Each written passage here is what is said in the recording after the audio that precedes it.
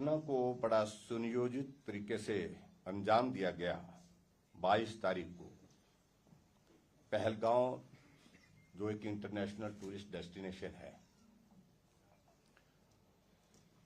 और बड़ी संख्या में वहां पर निर्दोष लोगों की हत्या हुई है।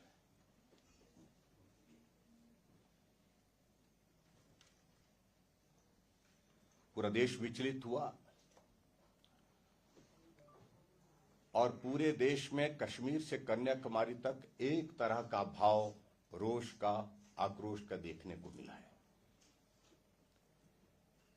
और मैं इस बात को कह सकता हूं, देश के अंदर तक ही सीमित नहीं, पूरी दुनिया में इस घटना की सभी बड़े देशों ने निंदा की और निंदा करने के साथ साथ में हमारे देश के प्रधानमंत्री नरेंद्र मोदी जी के साथ, चाहे वो पत्र लिख करके, चाहे फोन द्वारा,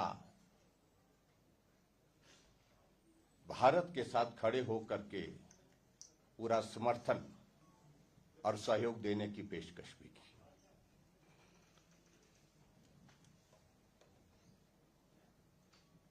मैं उन सभी परिवारों के प्रति अपनी संवेदना व्यक्त करता हूं जिन्होंने अपने परिवार के सदस्य खोए हैं।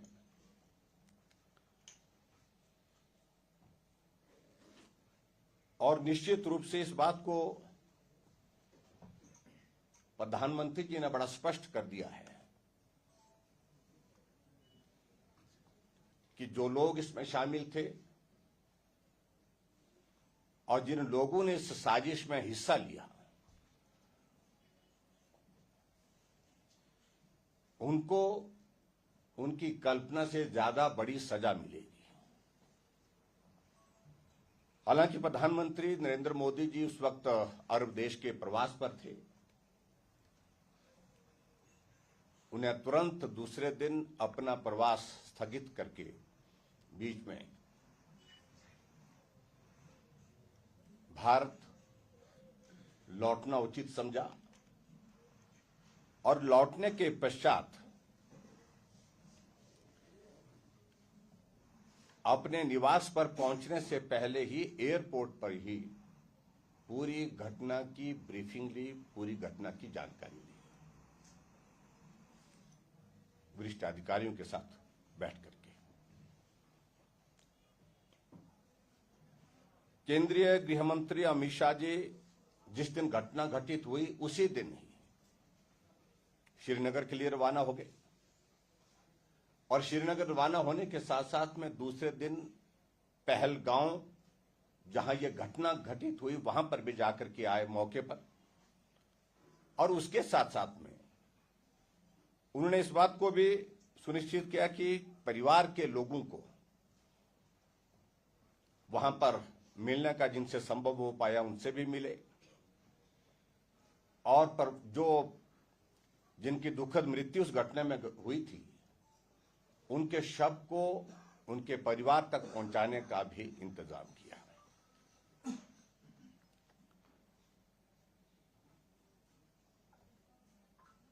मैं इस बात को बड़ा साफ कहना चाह रहा हूं कि इस घटना की जितनी भी निंदा की जाए उतनी कम है।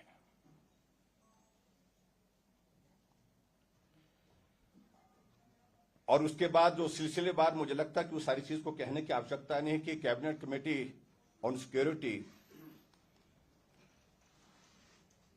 जिसकी अध्यक्षता आदरणीय प्रधानमंत्री नरेंद्र मोदी जी ने की, उसमें बहुत महत्वपूर्ण फैसले लिए गए। और उसमें सबसे बड़ा इंपॉर्टेंट जो पार्ट था वो जो सिंधु ट्रीटी, वाटर ट्रीटी का, उस पर फैसला होने के साथ साथ में भारत के अंदर जितने भी पाकिस्तान नेशनल्स हैं उनको तुरंत वापस जाने के लिए कहा गया। और इसके अलावा और भी चीजों को लेकर के जो फैसले लिए, उसमें पाकिस्तान का वीजा, पाकिस्तान के लोगों के जो वीजे के लिए अप्लाई किया था उनका वीजा कैंसिल करने का फैसला लिया। और उसके बाद पाकिस्तान दूतावास में भी जो कर्मचारियों की संख्या को बहुत कम किया गया और उसे एक संदेश जाता है कि हमारी सरकार बहुत गंभीर सारे विषय को लेकर के। मैं एक बात जरूर कहना चाहता हूं कि पाकिस्तान को ये समझ लेना चाहिए, चाहे वो 1965 की वॉर जिसमें उन्होंने एक साजिश की थी, षड्यंत्र किया था, उस वक्त भी मुंह की खानी पड़ी और उस वक्त भी पाकिस्तान बुरी तरह से हारा और हमारी भारत की सेना लाहौर के करीब पहुंच गई थी। लेकिन भारत अमन चैन में विश्वास करने वाला देश है और उसके बाद ताशकंद समझौते के अंतर्गत जो है वो सारी चीजें, जिसमें मुझे लगता है कि डिटेल में कहने की आवश्यकता नहीं हुई, और इस उम्मीद के साथ कि सुधरने का अवसर देना चाहिए। और उसके बाद दूसरी घटना 1971 में जब पाकिस्तान ने दूसरा एक षड्यंत्र किया और उसका परिणाम उनको भुगतना पड़ा। पाकिस्तान के 2 टुकड़े हुए और बांग्लादेश उस वक्त बना। इस बात को भी उनको ध्यान में रखना चाहिए। और उसी तरह से आगे बढ़कर के मैं ये भी कहना चाहूंगा कि 1999 में कारगिल की चोटी पर घुसपैठ करके वहां पर एक और साजिश की थी, जिसका भी भारत की सरकार ने, उस वक्त हमारा देश के यशस्वी प्रधानमंत्री अटल बिहारी वाजपेयी जी ने मुंह तोड़ जवाब दिया था। हालांकि बहुत ज्यादा दबाव कुछ देशों ने डालने की कोशिश की थी, अमेरिका ने डालने की भी कोशिश की थी कि हम मध्यस्थता करते हैं, समाधान निकालते हैं, रास्ता निकालते हैं। लेकिन अटल बिहारी वाजपेयी जी ने उसमें बड़ा साफ शब्दों में कहा था कि सवाल ही पैदा नहीं होता है जब तक मेरी देश की धरती पर कोई दुश्मन है, तब तक के लिए एक एक दुश्मन को मैं मार गिराऊं न गिराऊं, तब तक के लिए मैं कोई बात करने के लिए तैयार नहीं। ये सारी चीजें एक संदेश देती है कि पाकिस्तान ने जब भी इस प्रकार की घटना दी है तो वो एक्सपोज भी हुआ है और उसको मुंह की खानी पड़ी है। और उसके बाद में आगे बढ़कर के मैं ये भी कहना चाहता हूं, 26/11 की घटना हुई और उसमें भी पाकिस्तान एक्सपोज है, बुरी तरह से एक्सपोज है। ये भी आपको मान करके चलना पड़ेगा। और ऐसी सूरत में अभी तक भी पाकिस्तान अपनी हरकतों से बाज नहीं आया। एक घटना को और भी अंजाम दिया था उनने 18 सितंबर 2016 को, और जिसमें उड़ी सेक्टर में हमारे देश के जवान जो रात के निद्रा में थे कैंप में अपने, उनके ऊपर हमला किया था। 18 जवानों की उसमें मृत्यु हुई थी। रात को हमला किया था पाकिस्तान ने, और उसका जवाब जो है हमारे वर्तमान प्रधानमंत्री नरेंद्र मोदी जी ने 28 और 29 सितंबर को सर्जिकल स्ट्राइक के रूप में पीओके में जो है वो उनकी क्या स्थिति की, इस सारी बात को भी पूरा देश जानता, पूरी दुनिया जानती है। और उसके बाद एक और घटना 14 फरवरी 2019 को पुलवामा में घटना हुई, जहां बहुत बड़ा विस्फोटक यानी कि आरडीएक्स का एक्सप्लोजन किया गया, जिसमें 40 हमारे सीआरपीएफ के जवान मारे गए थे। और उस सारी चीज का मुंह तोड़ जवाब दिया गया था। बालाकोट में जो है एयर स्ट्राइक हुई थी, जिसमें 300 से ज्यादा पाकिस्तान के जो आतंकवादी और उनको ट्रेनिंग देने वाले जो पाकिस्तान आर्मी के अधिकारी थे, उनकी मृत्यु हुई थी। मैं सारी चीज को लेकर किस लिए कह रहा हूं कि भारत के साथ पाकिस्तान ने जब भी प्रयत्न किया इस प्रकार से षड्यंत्र करने का, तो उसको मुंह की खानी पड़ी है। और मित्रों, मुझे इस बात को लेकर के दुख है कि एक तरफ पूरी दुनिया भारत के साथ खड़ी है और भारत का हर नागरिक खड़ा है, बेसब्री से इंतजार कर रहा है कि जो घटना 22 तारीख को पहलगांव में घटित हुई है उसका मुंह तोड़ जवाब देना चाहिए। दूसरी तरफ कांग्रेस पार्टी और कांग्रेस पार्टी के नेता की मानसिकता पर सचमुच में हमें हैरानी होती है, जिस प्रकार का व्यवहार उनका आजकल के इन दिनों में चल रहा है। जब देश ऐसे बड़े एक संकट के दौर में से गुजर रहा है, पूरी दुनिया साथ दे रही है, पूरा देश का हर नागरिक साथ दे रहा है, लेकिन उसके बावजूद कांग्रेस के नेता, कांग्रेस के नेताओं के साथ साथ कांग्रेस के कुछ लोग इस प्रकार से व्यवहार कर रहे हैं, इस प्रकार से बात कर रहे हैं जैसे कि वो भारत के साथ नहीं है आज की इस क्रूशियल घड़ी में, बल्कि एक तरह से संदेश ऐसे दे रहे हैं कि वो पाकिस्तान के साथ है।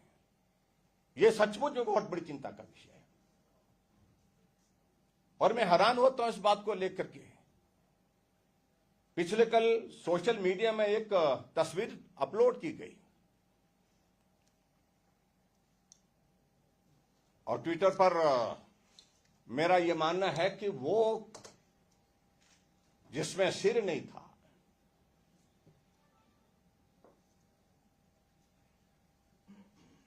हमारी जानकारी के मुताबिक वो राहुल गांधी की सहमति के बिना नहीं हुई है।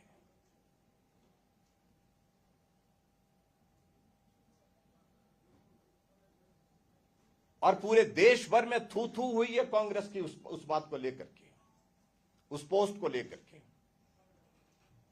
आखिर वो क्या संदेश देना चाह रहे हैं? और जब देखा कि चारों तरफ से जो है पूरी दुनिया, पूरा देश थूक रहा है कांग्रेस के इस कारनामे पर, ऐसी सूरत में शाम को जाकर के वो पोस्ट जो है वो सोशल मीडिया हैंडल से डिलीट की गई।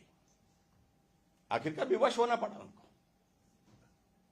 आज देश का मूड उनको समझ में आ गया।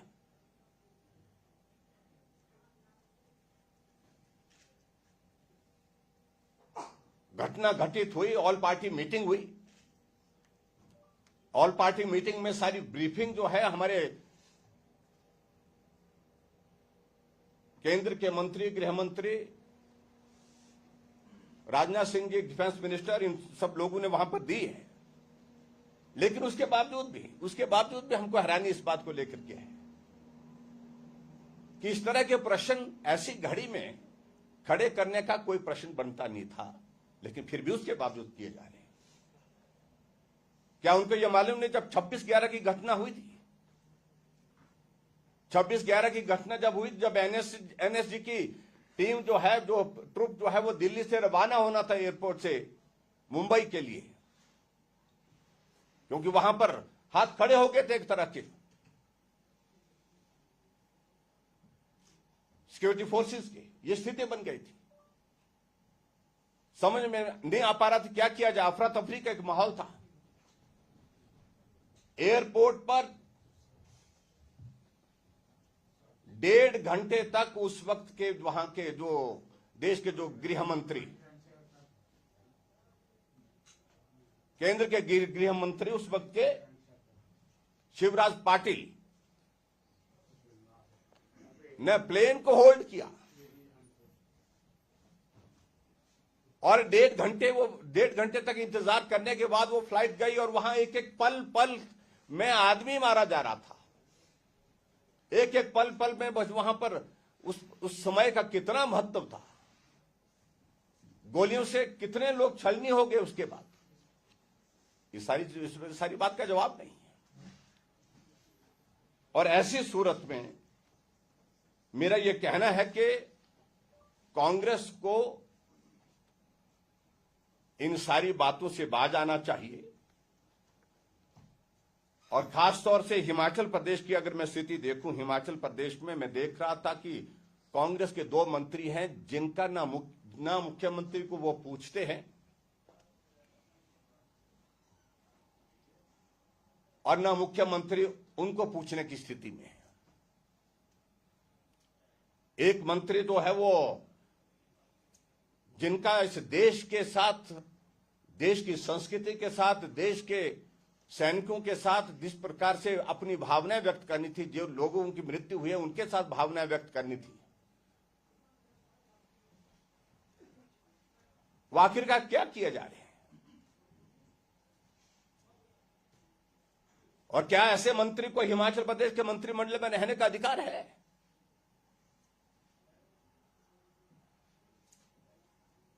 जो देश की भावनाओं के खिलाफ बोल रहे हैं, देश की सरकार के खिलाफ, समझ में आता है पॉलिटिकल आप स्टेटमेंट दीजिए, लेकिन देश की सेना के खिलाफ, देश की सिक्योरिटी एजेंसीज के खिलाफ ऐसी टिप्पणियां कर रहे हैं जैसे कि जो बोल रहे हैं कि भाई ये छोटी छोटी बातें हैं, इन सारी चीजों से आखिरकार पाकिस्तान क्या करेगा, पानी से रुकने से क्या होने वाला है, जैसे उनसे पूछ करके सारी चीजें तय करनी है केंद्र सरकार ने। मैं समझता हूं बहुत दुर्भाग्यपूर्ण है, क्योंकि वो मंत्री बोलने के आदी हैं और एक तो उम्र के एक पड़ाव पर है, हमारा उनके प्रति सम्मान है, लेकिन उनको मालूम नहीं पड़ता कि वो क्या बोल रहे हैं। और जब जब भी देश के ऊपर संकट आया है, हमारी पार्टी के नेतृत्व ने सॉलिडेरिटी शो की है और चट्टान की तरह देश के साथ खड़े हैं।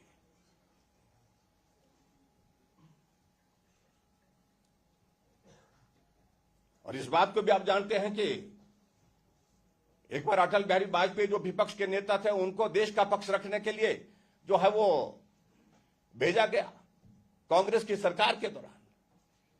ऐसे भी दौर रहे और आज कांग्रेस पार्टी का नेतृत्व किस प्रकार का हो गया।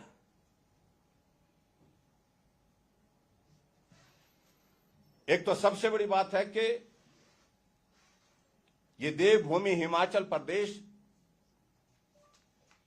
मैं देख रहा हूं कि जनभावनाओं को जब हम मीडिया, सोशल मीडिया के माध्यम से देखते हैं, ये पूरी तरह से चट्टान की तरह नरेंद्र मोदी जी के साथ खड़ा है, देश के साथ खड़ा है, देश के सैनिकों के साथ खड़ा है और उन परिवारों के साथ खड़ा है जिन परिवारों ने अपने परिवार के सदस्य खोए हैं।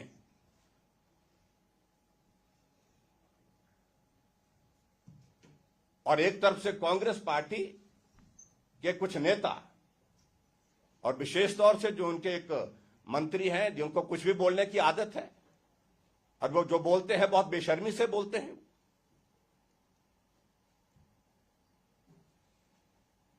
और जिस तरह से उन शब्दों का इस्तेमाल किया है, मैं उन शब्दों को दोहराना नहीं चाहता, लेकिन बहुत दुर्भाग्य है कि हिमाचल प्रदेश की सरकार में ऐसे भी मंत्री हैं, जब देश एक बहुत बड़े संकट के दौर में से गुजर रहा है, पूरे देश और पूरा दुनिया देश के नेतृत्व के साथ खड़ा है, चट्टान की तरह खड़ा है, उसके बावजूद वो टिप्पणी किए जा रहे हैं। आप किसको कमजोर करना चाह रहे हैं? अपनी बातों के माध्यम से आप क्या संदेश देना चाह रहे हैं?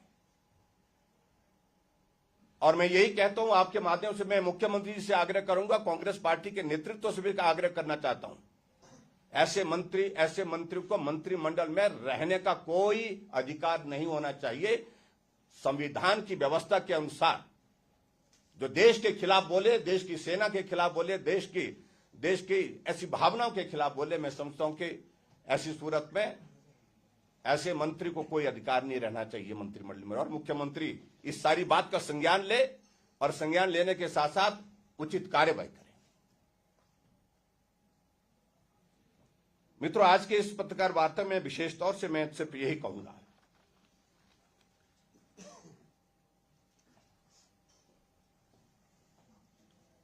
कुछ बड़ा होने वाला है, निश्चित रूप से इसको बड़ा स्पष्ट शब्दों में कह रहा हूं।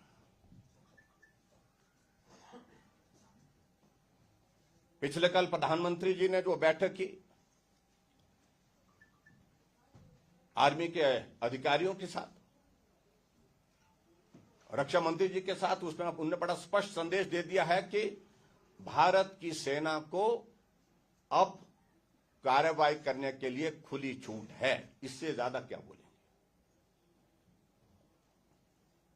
और यह भी स्पष्ट कर दिया कि कार्रवाई कब करनी है, क्या करनी है, कहां करनी है, यह फैसला सेना करेगी। और उसके पश्चात आज आप देख रहे होंगे, आज सुबह से शाम तक बहुत महत्वपूर्ण, यानी मैं कह सकता हूं कि बहुत महत्वपूर्ण दिन है आज का, जो क्रूशियल डे है ये। आज 4 महत्वपूर्ण बैठकें हैं। कैबिनेट कमेटी ऑन सिक्योरिटी, जो प्रधानमंत्री जी की अध्यक्षता में होनी है,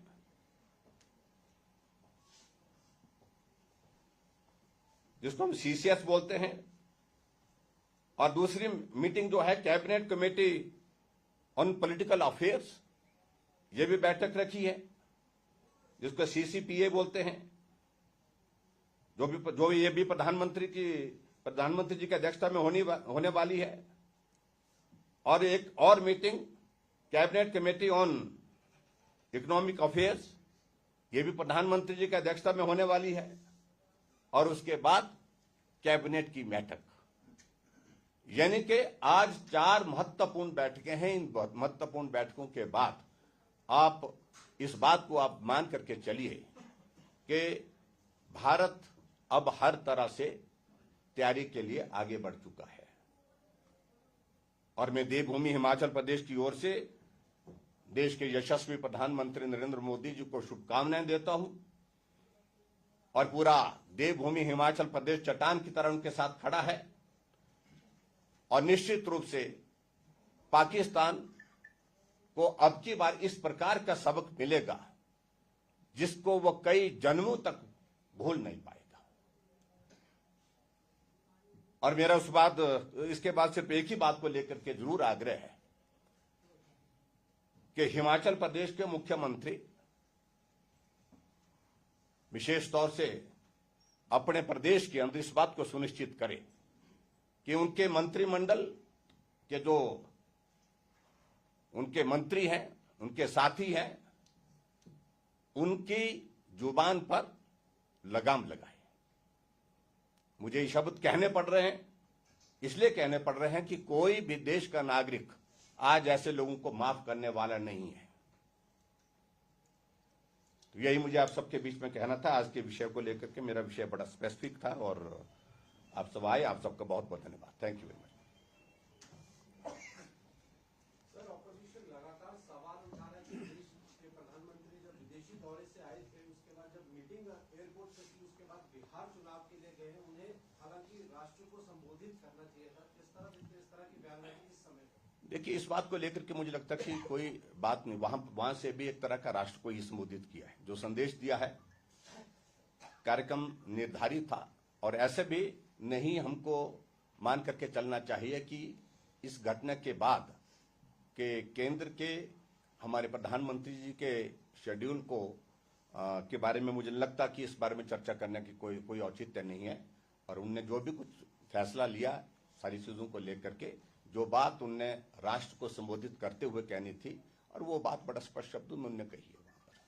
आप कांग्रेस के नेतृत्व पर सवाल उठा रहे हैं। राहुल गांधी ने भी अपना दौरा जो है स्थगित किया अमेरिका का, वो वापस आए और कश्मीर चले गए। आपकी प्रतिक्रिया? प्रधानमंत्री ने, मेरा कहना सिर्फ इतना ही है, एक अच्छा उन्होंने एक वो फैसला किया, वो गए वो, लेकिन उसके बाद किस काम में लग गए वो, इस बात को भी समझने की आवश्यकता है ना। गंभीरता किसी चीज को लेकर के होनी चाहिए। और मैं यहां देख रहा था कांग्रेस के नेता यहां पर शिमला के रिज के मैदान पर कहां से वो प्रदर्शन कर रहे थे, हाथ में तिरंगा झंडा लेकर के। जो मंत्री रहे लोग हैं, कांग्रेस का वरिष्ठ नेता जिसमें मुख्यमंत्री नेतृत्व कर रहा है, उनकी पार्टी की प्रभारी आई थी शायद मेकल में, वो पाटिल कोई मैडम, और तिरंगा झंडा उल्टा चलाए हुआ है, लगाए हुआ है। एक नहीं अनेक लोगों ने लगाया हुआ है। इससे गंभीरता मालूम पड़ती है उनकी। कुछ तो शर्म करनी चाहिए उनको इस सारी बात को लेकर के। मेरे कहने का मतलब है, राहुल गांधी को पूरा देश गंभीरता से नहीं लेता है। वो आज क्या करेंगे, कल क्या करेंगे, किसी को मालूम नहीं है, और खुद भी उनको मालूम नहीं होता है।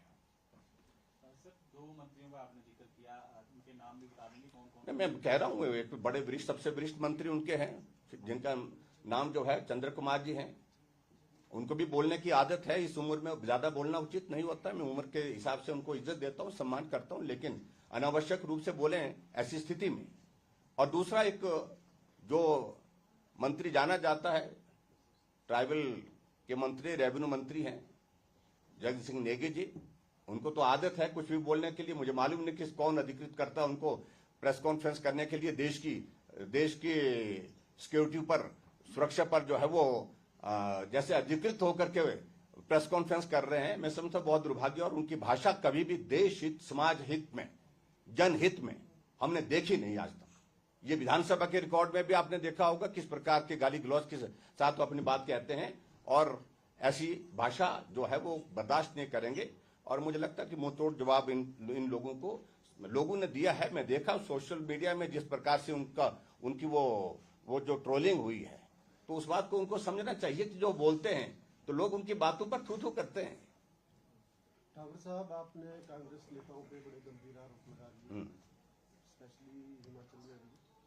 तो आपको क्या लगता है कि अब भारत सरकार कोई ऐसा फैसला लेगी, जैसे तीनों सेनाओं को उन्होंने आदेश दिए, तो क्या युद्ध की स्थिति पूरी तरह बन चुकी है? नहीं, देखिए, मैं तो एक बात मान करके चलता हूं, मुझे ज्यादा टिप्पणी करने के लिए हम अधिकृत नहीं है, लेकिन जो प्रेपरेशंस जिस दिशा में चल रही है, तो बड़ा कुछ होगा, कुछ बड़ा होने वाला है, ये बात आप निश्चित मान करके चलिए। और पाकिस्तान को जो है वो, मुझे लगता है कि अब की बार बहुत बड़ा सबक मतलब जो है वो मिलेगा, इसमें कोई दो राय नहीं। लगातार 7 दिन से सीज फायर का उल्लंघन पाकिस्तान की ओर से किया जा रहा है। हालांकि उनकी आर्मी और तमाम फोर्सेस भी डिप्लॉय हो चुकी हैं, रणनीति उन्होंने भी बना लिया। देखिए, ऐसा है ना कि वो स्ट्रेटजी, वो उनकी स्ट्रेटजी जो होगी वो जाने, लेकिन हमारे देश की ओर से वो स्ट्रेटजी जो है जो बन रही है, मुझे लगता है कि वो, मुझे लगता नहीं, हमें पूरा भरोसा, पूरा देश को भरोसा है, पूरी दुनिया को भरोसा है कि जो होगा वो ठीक होगा। और जवाब दिया जाएगा तो ऐसा जवाब दिया जाएगा, मुंह तोड़ जवाब दिया जाएगा। Thank you very much. चाय के लिए आप सभी को